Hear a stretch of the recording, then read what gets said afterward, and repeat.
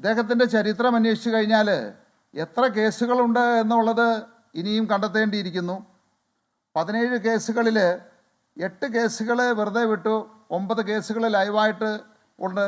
അതിൽ ഗർഭിണിയായ സ്ത്രീയെ ഉപദ്രവിച്ചത് മുതൽ ഉദ്യോഗസ്ഥന്മാരെ തടഞ്ഞത്, അറസ്റ്റ് ചെയ്ത് കൊണ്ടുപോകുമ്പോൾ തടഞ്ഞ് വണ്ടിയിൽ നിന്ന് പോലീസുകാരെ ഉപദ്രവിച്ച് ചാടാൻ ശ്രമിച്ചതിൻ്റെ കേസ് മുതൽ അങ്ങനെയുള്ള ഒട്ടനവധി കേസുകളാണുള്ളത്. അതിലേക്കൊന്നും ഞാൻ പോകുന്നില്ല. ഇതിനെതിരെ ഈ മരമുറി കേസുമായിട്ട് ബന്ധപ്പെട്ട് ചില ചാനലുകൾ ചില വാർത്തകൾ പ്രക്ഷേപണം ചെയ്തു കഴിഞ്ഞപ്പോൾ അദ്ദേഹത്തിന് മാനഹാനി ഉണ്ടായി പോലും. അദ്ദേഹം അതിനെതിരെ കർണാടകയിൽ പോയിട്ട് ഇവർക്കെതിരെ ഒരു കേസ് ഫയൽ ചെയ്തു.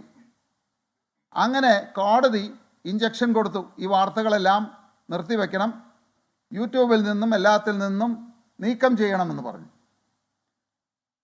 ഇവിടുത്തെ ചാനലുകാർ കോടതിയെ സമീപിച്ചു, സത്യാവസ്ഥ തെളിയിപ്പിച്ചു കഴിഞ്ഞപ്പോൾ അതേ കോടതി തന്നെ അത് വീണ്ടും റീഇൻസ്റ്റേറ്റ് ചെയ്യാൻ പറഞ്ഞു. അവിടെ നിന്ന് ഡിലീറ്റ് ചെയ്ത നീക്കം ചെയ്ത വാർത്തകൾ വീണ്ടും റീഇൻസ്റ്റേറ്റ് ചെയ്യാൻ പറഞ്ഞതിന് ശേഷം 10,000 രൂപ പിഴയും അടുപ്പിച്ചു, അതായത് കോടതിയെ തെറ്റിദ്ധരിപ്പിച്ചതിന്. അപ്പോൾ അങ്ങനെയുള്ള ഒരാളാണ് ഇപ്പോൾ കിറ്റക്സിൻ്റെ പുറകെ, സാബു ജേക്കബിൻ്റെ പുറകെ നടന്ന് നിരവധി വസ്തുതാവിരുദ്ധമായ ആക്ഷേപങ്ങൾ ഉന്നയിക്കുന്നത്.